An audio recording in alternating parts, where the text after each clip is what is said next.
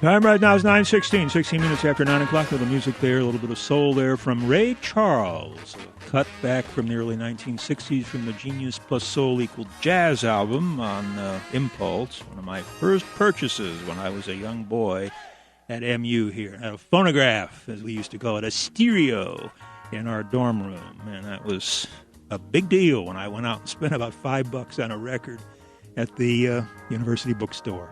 Anyway, we'll be talking about university developments with President Tim Wolfe. In a couple of moments from right now, we'll go around the table, introduce ourselves. I'm Al German, the host of the program, the Columbia Business Sunday Morning Roundtable from News Talk 1400 KFRU Columbia, KFRU.com on the Internet. David Shore and Bob Roper, attorneys at law, holding forth at the other side of the table there, and Matt Weingartner, who is fresh off the road from traveling with the MU basketball team and doing the remote broadcast for them. Matt, you have a busy winter here and a lot of sunny destinations to go to. Where next? Oxford, Mississippi is going to be better than Ames, Iowa. Yeah,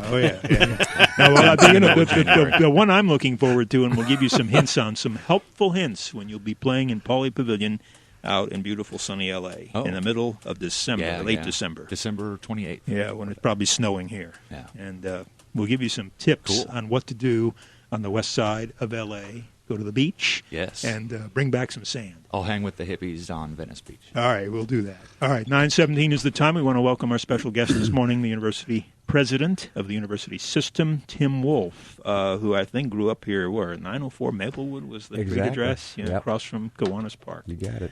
We are watching you. Uh-oh. No picture. How do you know that? Went to Russell Boulevard's. Well, I have these old phone books, that I look at. Anyway. What are you laughing at? Why are you so funny? We just know you, Al. Yeah.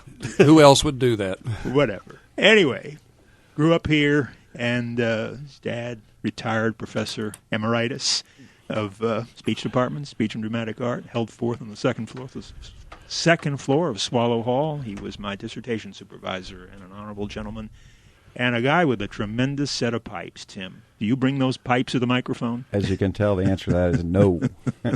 I wish. Sound pretty good to me. Bob and David, you have a long list of things. We have a list of things to talk about. University system.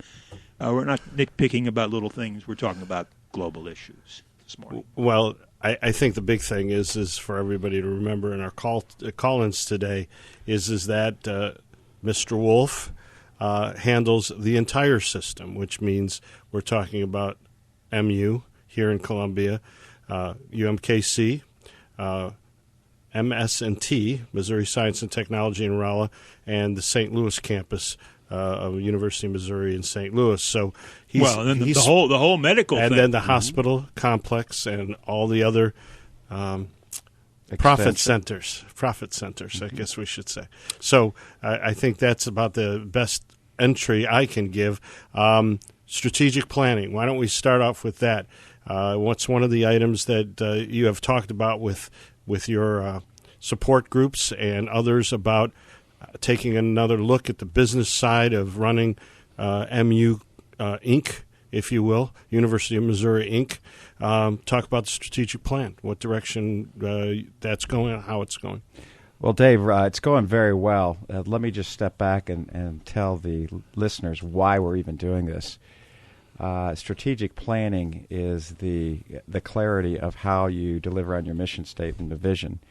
And we've had good work done for many, many years by the leadership of our 4 campuses on what they would like to be at a specific point in time.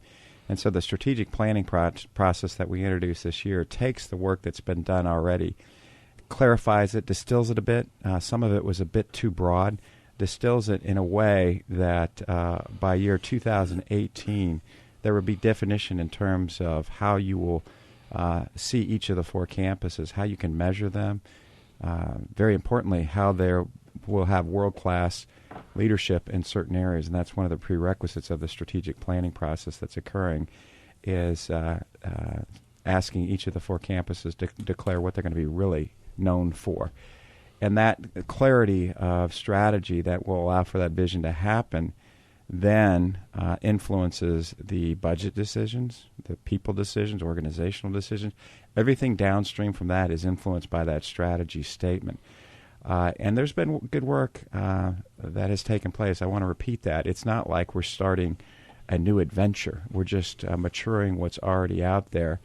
And it's also going to force trade-offs in the marketplace, is suggesting that we have to make those trade-offs and invest in those areas that are key to our success on a go-forward basis. If we don't do strategic planning, somebody's going to do it for us. And they can do it for us by a budget measure. And if they cut the budget all of a sudden, you're faced with some short-term problems that force you to make some trade-offs that you really aren't comfortable in making because you hadn't stepped back and decided what your priorities are. So our collective decision, and we talked about this quite some time, and I'll define R as the collection of our 4 chancellors and all the system vice presidents. We sat around the table, looked at the future, what are the challenges and the opportunities, and we asked ourselves, would we rather create this strategy or have somebody create it for us? And the overall collective decision, as you might imagine, is let's chart our own course. And because we made that decision, now we have to live up to that by being more specific in terms of where we want to be in year 2018. And 2018 is picked because you can't do this overnight. And that's the right timing horizon in which to call out what you want to be by that particular point in time. I wanted to call you Tim. I think I'll call you Mr. President. No. Okay, I'll call you then Tim. I'm not going to call you Mr. Roper. Okay, yeah. Nobody does that anymore. Okay. Anyway, Mrs. Roper's in charge anyway. So. True enough. Anyway, as I understand it, the idea is you try to figure out where the best in class is at all the 4 campuses, and you involve the faculty, you involve a heck of a lot of other people. Well, the ultimate goal is in a time of budgets that are never going to be very good in the foreseeable future, to withhold 5 or 10% of the budget that comes in, and then sprinkle it down on the best-in-class areas, have some metrics to follow it, and make sure you're meeting all of them. But then try to really enhance and develop those that are really great. It sounds pretty hard to me, honestly. It's hard to make a change like that because the obvious thing that a lot of people will be thinking about is, well, what about me if I'm not denoted as best in class? I think I'm pretty good, but if I'm not best in class, so I think the whole university system has to do this, but it looks like a decent challenge to me, and so I guess I'm just sort of filibustering here. Do you want to respond to have I got it right? Have I got it right about the process and what you're looking to do? You do have it right.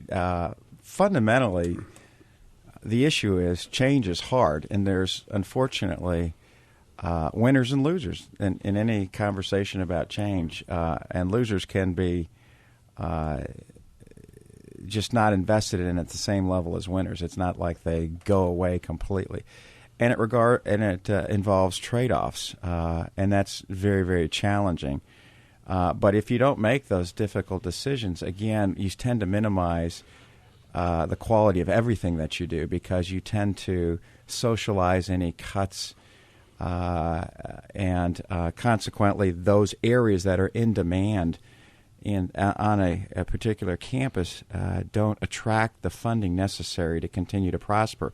Therefore, somebody else in the marketplace who sees that same demand leaps ahead of you because they have made that difficult decision to invest in that area more so than you, and it's attracting the best and brightest students or the best and brightest faculty. They're doing the best research, and consequently, they now take your leadership position in the marketplace and replace you. And they get a better return on their investment. They do. Well, and some would argue that the structure that you've been blessed with is not nimble, in that we all know that we need, for example, more nurses. Well, Correct. We can't put out more nurses because your structure. We know we need more healthcare professionals. Yes. You can't do it. We know we need more engineers. You can't change your dynamics. So you're put in a position because it's a public sector institution of not having the flexibility that a private sector company may or may not have to direct its resources. And I think that's more important for a strategic plan to be produced by your organization on each individual component level. It seems that where you do have nimbleness, for example, in your healthcare area, you've prospered. Correct. Where you've not had it, I don't want to say slipped, but you don't have the material to recruit and continue to move forward in a way that I think is what you're looking for. But let me take what you said, Dave, and give a specific example of where you invest, you get in return. Specifically on healthcare, under President 4C, and Gordon Lamb helped out a lot on this initiative, the University of Missouri system took to the political leaders in Jeff City the thought of this Caring for Missourian initiative that was funded by the governor, and there was $30 million plus of dollars invested by the state. And we got $26 million. We, being the University of Missouri system, got $26 million of the 30 plus. And you might imagine we get the majority share because Caring for Missourian was about producing more doctors, pharmacists, optometrists, nurses, all the healthcare providers. And we have a dominant position in the state relative to producing those graduates. And we committed to them that we would deliver 200 plus incremental graduates in those healthcare providing fields. And we over-delivered. We did over 300 more. And so that incremental investment by the state produced more graduates, and we're in desperate need of health care providers in the state. And because we exceeded dramatically the commitment that we made to the state, that's a model that the state's looking at, and they like a lot. And next, the second fastest growing demand area for jobs in the state of Missouri, but behind health care, closely followed, is STEM-related graduates. Just to give you a specific example of where, when you invest, you can get a return, and we need to invest to get the appropriate return, is that in year 2020, the Department of Economic Development has stated that we need 18,000 STEM-related baccalaureate graduates to meet the demand of the existing businesses in the state of Missouri. Right now, the University of Missouri system produces about 6,500 STEM-related graduates. The other publics as well as privates gets us up to about 9,000. So we're producing half the number of STEM graduates that we need. STEM is, science, technology, engineering, and math. So these are the traditional engineering, chemists, physicists, those kind of graduates that our businesses are screaming for. So we're at half of what we need to deliver by year 2020. We will not meet the demands of businesses unless we expand our capacity. So we're having conversations with our political leadership in Jeff City about investing in STEM-related areas with the same kind of model that we did when Caring for Missourians. Is if you invest in the University of Missouri system, we will define to you what you will get from that investment in terms of graduates, and traditionally we have over-delivered against that demand statement. So the reason why I'm bringing that up is we have lots of examples of where you make an investment in the University of Missouri system, you get a return. Now, let me, since Bob started the filibuster, I get to say something. It's only fair. Well, one of the things that I've been characterized, being rightfully or wrongfully, is I come from a business background. I can't hide from it. It is the last 30 years of my experience. So consequently, from a business background, supposedly I'm introducing new topics and new processes and methodologies that are foreign to higher education. And I'll tell you, it's not true. We've got great business leaders that are on the campus. The chancellors are great business leaders. The provosts, they have been making great decisions throughout their career. And we don't speak different languages. We speak very common languages. I'm enhancing what they're doing in some places, supporting what they're doing by investing more appropriately. So this described nuance or difference between me, my background, and the people that I have the good fortune to interface on a daily basis is not that great, not that severe as people expect. I'm blessed with great leadership right now, and that have strong business skills, and we're just trying to get them together in a way that allows us to make clear trade-offs that will give us keep the momentum that we've achieved on each of our 4 campuses. Well, we've described this university on this program many times as a holding company, as a holding corporation. Yep. University of Missouri, Inc. has all these divisions and all these branches. I'm going to ask the question here, in terms of advancing these programs, what are we looking at in terms of capital improvement? We hear talk about expanding the School of Education, the College of Engineering. I mean, new building, new construction. Where are we going on that, Tim? Well, we've got the need and the overdue maintenance and repair for all of our infrastructure buildings of over $1 billion plus of overdue maintenance and repair. So we've got to get after roofs and classroom spaces and labs that will allow us to continue to provide the academic experience and research experience to the students and our faculty that they so rightfully deserve. So we have a huge backlog, as well as we need additional capacity in certain departments that are in significant demand. The good thing is we have a level of conversation regarding a bonding initiative at the level of the state that we're very excited about, and our local representation from Kurt to Chris to the governor's office to the leadership of both the House and the Senate are all having a conversation about a potential bonding issue at the state that will help us fix those classrooms and labs, as well as give us badly needed capital to expand the classroom sizes and create new buildings that will continue to allow us to attract the students. And we are growing on campus and have needs that we've got to resource very, very quickly. So we're excited about that, and that will help tremendously. Well, that's what Representative Kelly has been championing for years. Yes. Talking about. Bob, David?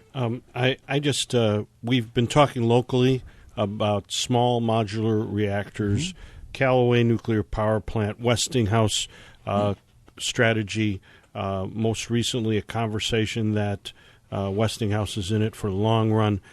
This university system is rather unique in that it has 2 nuclear reactors, which most people in Columbia aren't aware of Rolla's benefit here. What are we talking about integration with that prospect? What are we talking about expansion of nuclear sciences in terms of a system-wide approach because of the characteristics of the system? Just in general, that advancement in that direction in energy production. Well, we're very excited about this opportunity for the points that you made. The one that I'll just add to the ones that you've described, Dave, is that we have the largest nuclear reactor here in Columbia on any campus in the United States. So not only we're the only system that has 2 in the United States. We also have we're proud to have the largest. We also have growing nuclear programs academically as well as research, and primarily here in Columbia as well as Rolla. So we're excited about that. The collaboration that we've had with Westinghouse and Ameren, we're very excited about. We put together a master service agreement that allows for ad hoc research to take place in conjunction with Westinghouse and Ameren. And as you've seen, there's still a commitment to produce these SMRs, expand the nuclear plant capabilities in Callaway, which would bring a heck of a lot of jobs, economic growth here to central Missouri that certainly is badly needed.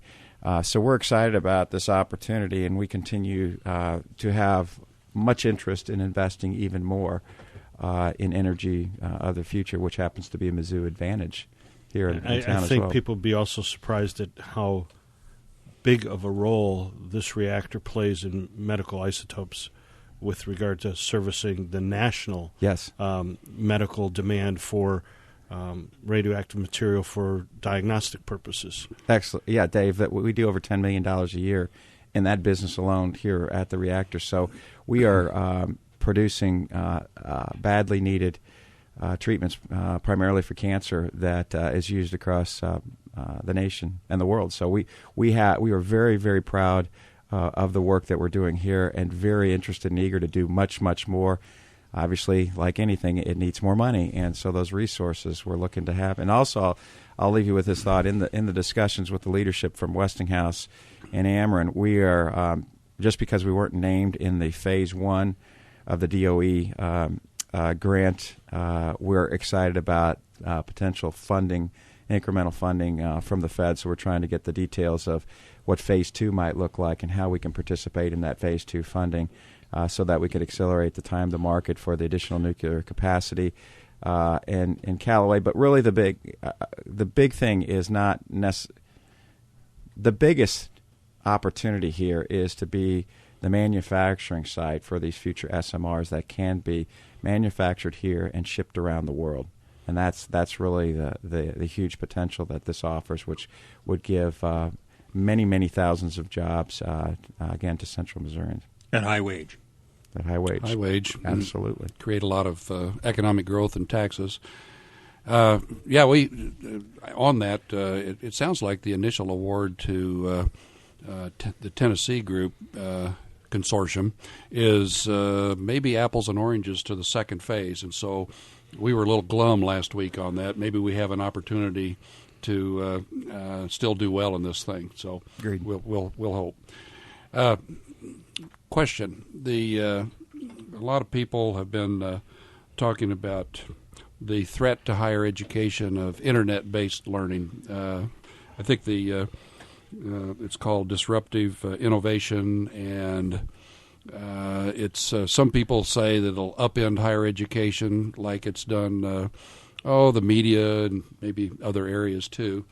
So I know the university's working hard on how to integrate this new technological advance and at the same time keep a more traditional learning experience alive, sometimes with a joint method. But any thoughts on that, and how big do you see the danger and the opportunity? Yeah, lots of thoughts, Bob. We spend a lot of time talking about our internet or online distance learning. There's different terms of it that allows for technology inclusion into the academic experience. And we have not been, we haven't had our head in the sand. Those that see it as a threat tend to close their eyes and hope it goes away. We've never really taken that attitude.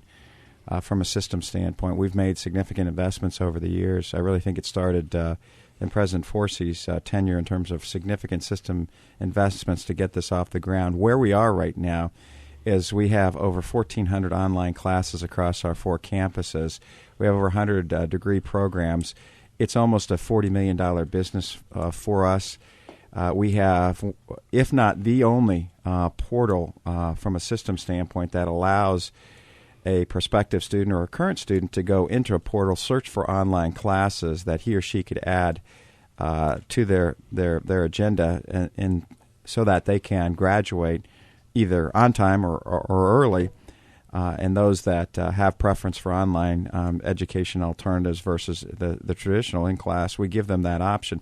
And what we're going to be doing with this portal now that we've got it built is we're going to start to get this out to those non-traditional students that have considered other online courses and other online programs like the Phoenixes and the others that you see quite frequently. They'll be considering the University of Missouri system and its online classes. And the reason why they would want to consider ours is there might be an affinity to one of our campuses. The quality of our online experience might be uniquely different. We have some connection with online to some of the advising capabilities as well as some of the other offerings that are existing on the campus. So the demand is there.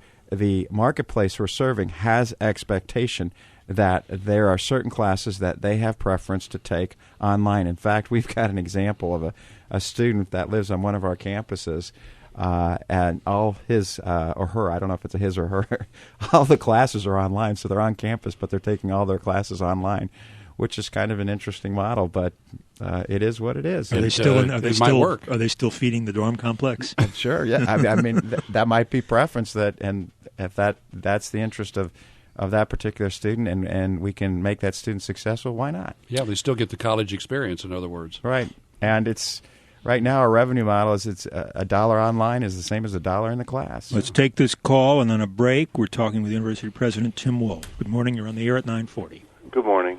What happened to the $1 billion you tried to raise 3 years ago? There was a sign on the corner of college and stadium, and the sign's gone. I just wondered what happened. Well, and they are now in the process of raising another $1 billion. So Just talking about the $1 billion challenge Right, that right. went to the University of Missouri for Missouri endowments. Yes. That's, where they completed that campaign, and Yes. they did in fact raise over the $1 billion. So, in answer to the caller's question, they were successful in that campaign, and those monies are being put to use on a daily basis. They come in the form of endowments, and some of those endowments have strings attached to them. They could be for scholarship for students, fund additional professors, could be for buildings, and so each one of those dollars are being tracked and being put to use as they've been designated. And we continue to do quite a bit of development on our 4 campuses and recruiting as much benefactor and donor monies as we possibly can. And recently, there's been the RJR Institute here on campus, journalism school, got another $30 million plus, Right. largest endowment ever from the Reynolds group, which we're very, very excited. You really proud. can't do without that sort of stuff. Nope. 3.1. Yeah, but in the announcement biomed. was made that the university is going after another $1 billion. Yeah. I mean, this is an ongoing goal. Yes. We haven't officially here at MU officially announced the campaign goal for the second, but we continue to, on a daily basis, have conversations with potential new donors as well as existing donors about the value of investing in the University of Missouri system and its 4 campuses. So we continue Well, that. and cultivating relationships like Stevens that's a Little Rock investment house. I believe it's been managing the Don Ray assets and continuing to talk to people like that and build those relationships. Let's build a relationship with some commercial advertisers here that keep this program going. The time right now is 9:42. This is News Talk 1400 KFRU Columbia, KFRU.com worldwide on the Internet. 9:46, 14 minutes before 10 o'clock at News Talk 1400. Our special guest this morning, President of the University of Missouri System, University of Missouri, Inc., which is a 501c3. I don't know what it is.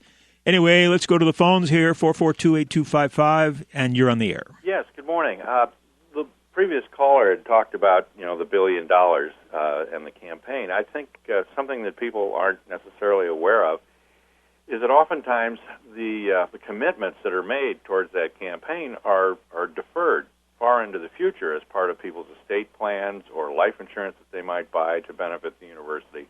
So just because we've raised $1 billion doesn't necessarily mean that we have $1 billion in hand. And the other thing is that oftentimes, as you all pointed out, it's restricted. It's not that people just turn over $1 billion that President Wolfe can use to solve budget problems for the next few years. It's endowed, and in most cases, for future benefit, so that there's an income stream from that $1 billion that can help the university achieve the excellence it wants to. So I think sometimes callers take a look at, you've achieved $1 billion campaign. What are you doing with the money? Well, we don't have it all, and we're doing what we can with it based on the limitations placed by the donors. All right, thanks. Thanks for the call. Thanks for the comment. Anybody? Yeah. Well, anyway, all He's that was right. factual. Yeah. Yeah, True. He's right. Last night, I'm watching the SEC football championship. We are now proud members of the SEC. What struck me was an advertisement that was in that championship about how the SEC member schools are pursuing their academic side and the relationships between the SEC schools. There seems to be another level of our business relationship with the SEC counterparts that's beyond athletics. We don't hear about it. What's going on with that structural relationship or anything related to that? Dave, that's so true. The SEC is a family, but it's a family of equals. And they emphasize that and stress that. And it's above and beyond the feats on a football field or a basketball court. So let me give you some specific examples that back up that statement of family of equals. They on a regular basis bring leadership that I'll call birds of a feather together to talk about best practices and how we can share synergies between each of the schools in the SEC. The provosts have gotten together. Provosts get together to talk about provost-related topics. Vice presidents or vice provosts of research have gotten together to talk about research amongst the SEC schools and how they can share.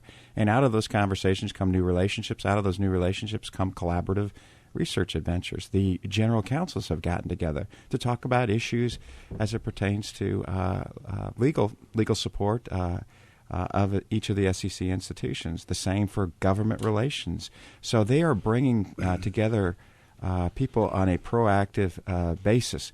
Mike Slive called me the day of the announcement twice. Why would he call me if he didn't care about me as part of the family of the SEC and individuals? So I was quite impressed.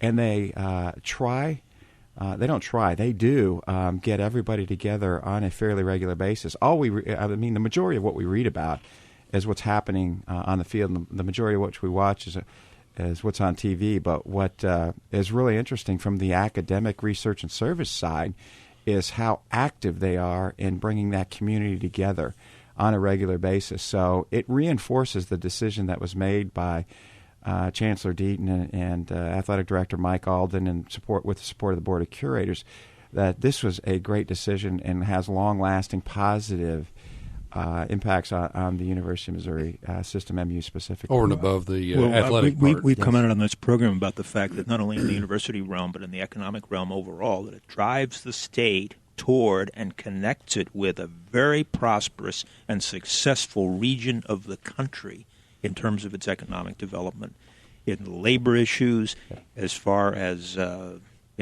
labor laws. I keep bringing up right to work. That's an area that I think people have to examine in this state because of the tremendous success in Georgia, North Carolina. Research Triangle, that's something to aspire for in connecting with the successes that the New South has enjoyed, particularly after the close of World War II. Bob? Well, a spin-off question on all of this, one I wanted to get in before we ran out of time, is that this university is very serious about profiting from what I will call research-based economic development.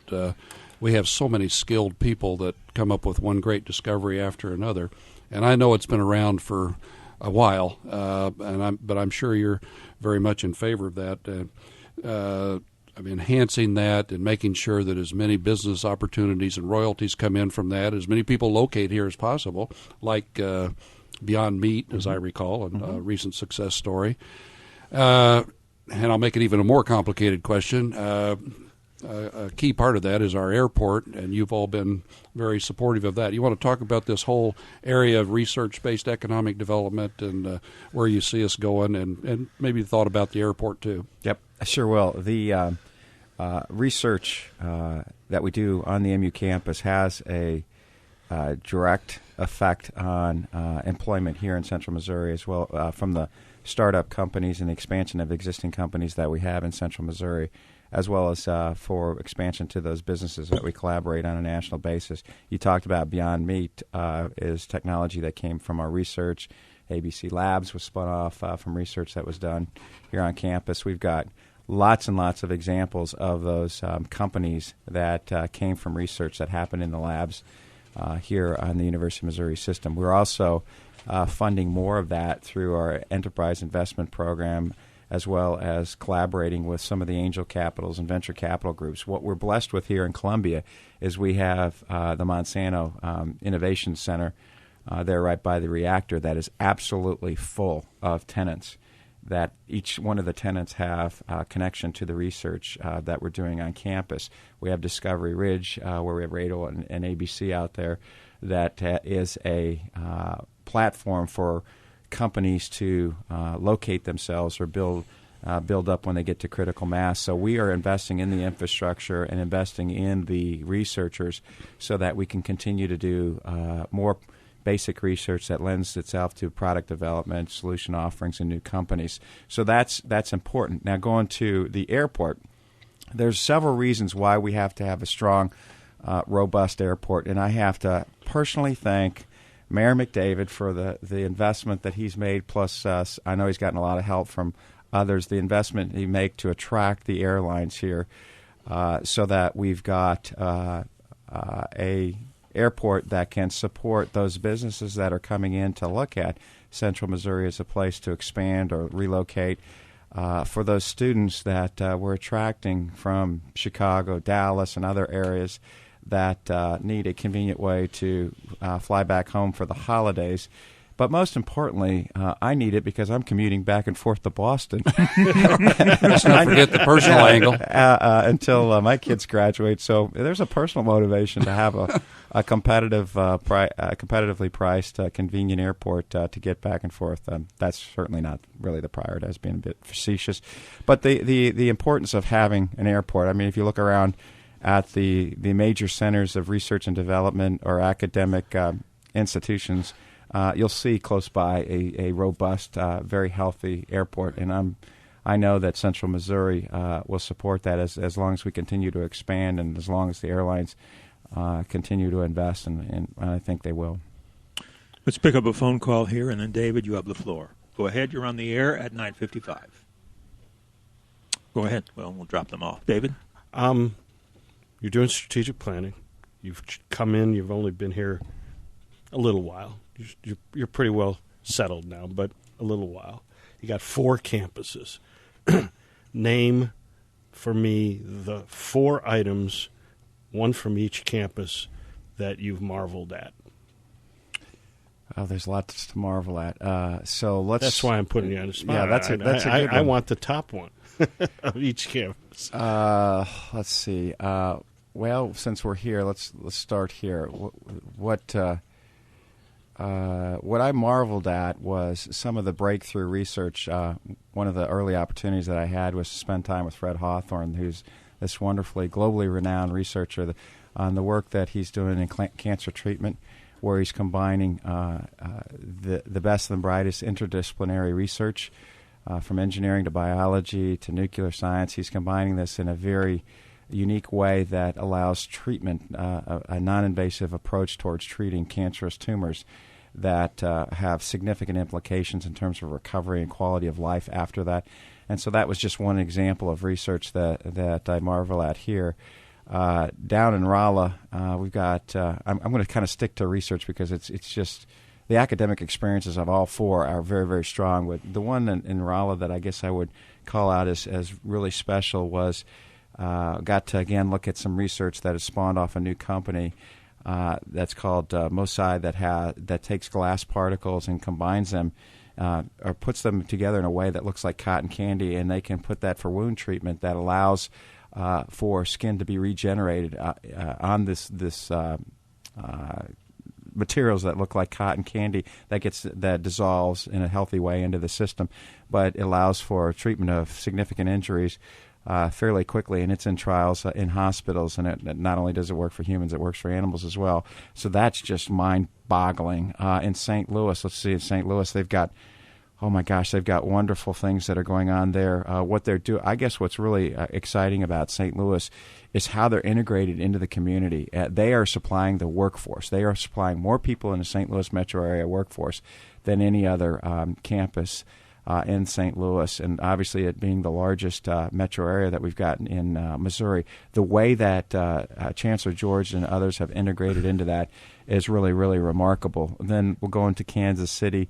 They have the number one, this is a world ranking, number 1 entrepreneurial management school, which we're all proud of. And Henry Block has been a significant contributor to that. He just gave another $30 million. They are building a new building that will be the most exciting in terms of and creative in terms of the academic experience. And that's not only for the students, but also for companies that need to teach entrepreneurial management techniques and skills and processes.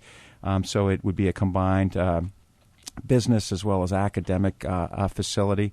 The reason why we could attract those dollars in Kansas City, the reason why it's so exciting is the leadership of the faculty there at UMKC are recognized as global leaders. They have 3 of the top 50 faculty members there on campus. That's why they get that global recognition.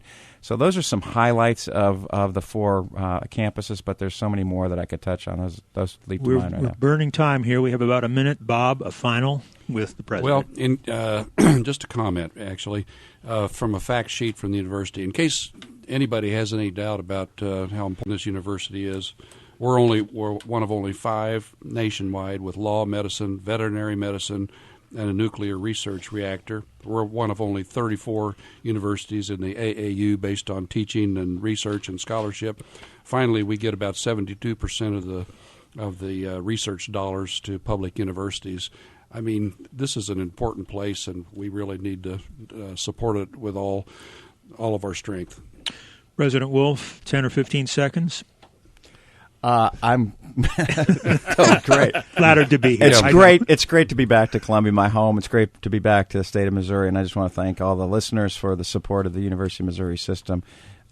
We appreciate it, and we look forward to your support in the future. Thanks. We will do this again. It's a standing invitation. Any Sunday morning you want to come in, you're happy to bloviate with us. That's a wrap. KFRU Columbia, KFRU.com worldwide, Columbia's Pioneer Voice. It's 10 a.m.